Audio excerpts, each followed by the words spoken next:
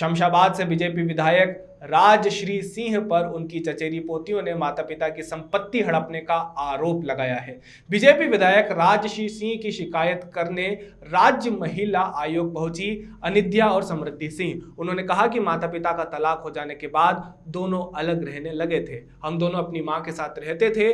कुछ दिनों बाद जब पिता का देहांत हो गया तब विधायक राजश्री सिंह ने पिता के अंतिम संस्कार में भी हम दोनों बहनों को शामिल नहीं होने दिया था और पिता की संपत्ति जो बेटियों को मिलनी थी उसे भी हड़प लिया था।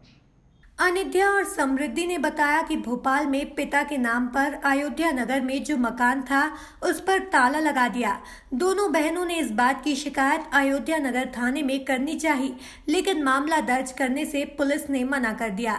इस पूरे हाई प्रोफाइल मामले पर संज्ञान लेते हुए राज्य महिला आयोग की अध्यक्ष शोभा ओझा ने कहा कि पूरे ही मामले की जांच कराई जाएगी। इसके साथ ही अयोध्या नगर थाने में FIR दर्ज करने के निर्देश भी दिए गए। जी, मेरे पिताजी का स्वर्गवास 4 जून 2020 को हो गया है। सर, उसके बाद जो मेरे पिताजी और माताजी हैं उनका म्यूचुअल अंडरस्टैंडिंग पे डिवोर्स हो गया था। इस चीज़ को ही आधार बना के मेरे पिताजी की चाची, दूर की चाची, उनसे और उनके हस्बैंड, मेरे बड़े पापा जो मेरे पिताजी के बड़े भाई हैं, सारा हमारा संपत्ति जो भी हमारा हक बनता है, हमसे क्रियाकर्म नहीं करवाया। जितने भी हमारे हक हैं वो हमसे सारे हड़पना चाह रहे हैं सर। क्योंकि मेरी जो दूर की चाची हैं, मतलब मेरे पिताजी की जो दूर की चाची और चाचा हैं, जिनको हम लोग दादाजी दादी जी कहते हैं, वो विधायक हैं बीजेपी से। तो सर वो अपनी पावर और पोस्ट का इस्तेमाल करके हमारे सारे हक हड़प रहे हैं। जी, क्या नाम उनका विधायक का? जी, विधायक जी का नाम है श्रीमती राजश्री सिंह और उनके हस्बैंड रुद्र प्रताप सिंह जो एक्स MLA भी रह चुके हैं। तो सर बस अपनी पावर और पोस्ट का इस्तेमाल करके वो हमसे सारे हक हमारे छीनना चाहते हैं। यहाँ तक कि सर उन्होंने मेरी बड़ी बहन से मेरे पिताजी का अंतिम संस्कार तक नहीं करवाया। कोई हमें कुछ भी, कोई किसी तरीके से संस्कार नहीं करवाने दिया। उसके बाद मेरी बहन सदमे में आ गई और उनसे फिर मेरे जो चाचा जी हैं, मेरे काका साहब, उन्होंने बोला कि बेटा तुम रो मत, सबको जाने दो, 2 लकड़ियाँ मैं तुमसे डलवा दूंगा ताकि तुम्हारे पिताजी की आत्मा को शांति मिले। दूर के किसी परिवार वाले से पूरी उनकी संस्कार करवा दिए। क्यों? वो निसंतान नहीं थे हमारे पिता, हम लोग थे, तो हम उनका संस्कार हमसे क्यों नहीं करवाया? क्यों बेटियों के होने के बाद भी? संपत्ति का क्या विवाद है? जी, मेरे पिताजी की जितनी भी संपत्ति है, पैसा है, सब कुछ वो लोग लेना चाह रहे हैं, जबकि उस पे सिर्फ हमारा हक बन रहा है। उन्होंने झूठे आरोप लगाए हम पे कि आप लोगों की मम्मी पापा का तो डिवोर्स हो चुका है, आपको आपका हिस्सा मिल चुका है। 2 बातें कहूँगी सर।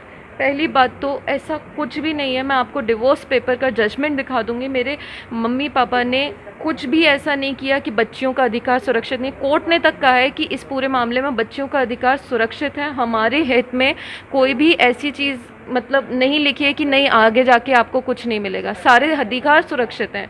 और दूसरी बात, राशि जी ने कमेंट दिया है, पेपर में रिप्लाई किया है कि बच्चियों का हिस्सा मिल चुका है। सर आप लोग मुझे बताइए, बच्चियों का हिस्सा होता है या उनका पूरा हक होता है? आज वो लोग अपनी पावर, अपनी पोस्ट का इस्तेमाल करके इस तरह का अन्याय कर रहे हैं, वो भी घर की लड़कियों के होते हैं। ये समृद्धि सिंह और उनकी बहन की तरफ से एक पिटीशन आज महिला आयोग को मिली है, जिसमें समृद्धि सिंह और उनकी बहन का कहना है कि उनका अधिकार छीना गया है और छीनने वाला और कोई नहीं किंतु बीजेपी से विधायक राजश्री और उनके पति हैं। उन्होंने इनके पिता का अंतिम संस्कार भी इन्हें करने नहीं दिया और जो इनके अधिकार हैं बेटी होने के वो सब वो छीन रहे हैं और इनको धमकाया जा रहा है कि ये पिता को जब ये देखने गई थी अस्पताल में तभी भी इनको धमकाया गया कि ये ना आए और पूरी जो इनकी संपत्ति है, जो इनका पैसा है, उस पर उन्होंने कब्जा कर लिया है। तो ये बेटियां अपने न्याय की मांग को लेकर आज इन्होंने महिला आयोग का दरवाज़ा खटखटाया है। हमने इनकी पूरी बात सुनी, इनकी पिटीशन ली है, हम उसमें इंक्वायरी कराएंगे। पर दुख इस बात का है कि बेटी ने बताया कि जब ये अयोध्या नगर थाने में रिपोर्ट दर्ज करने गई तो वहाँ इनकी रिपोर्ट दर्ज नहीं हुई। ये कह के इनको मना कर दिया गया कि वो एक विधायक हैं और हम रिपोर्ट दर्ज नहीं कर सकते। एक तरफ मुख्यमंत्री गला फाड़ फाड़ के प्रदेश में महिला अत्याचार के खिलाफ लड़ने की बात करते हैं, दूसरी तरफ मध्य प्रदेश का कलंक है कि मध्य प्रदेश के थानों में महिलाओं की शिकायतें दर्ज नहीं होती। कहीं कोई रुकबदार है तो कहीं कोई गुंडा बदमाश है, जिसके डर के मारे पुलिस महिलाओं को न्याय देने से इनकार कर रही है। ये बेहद शर्म की बात है।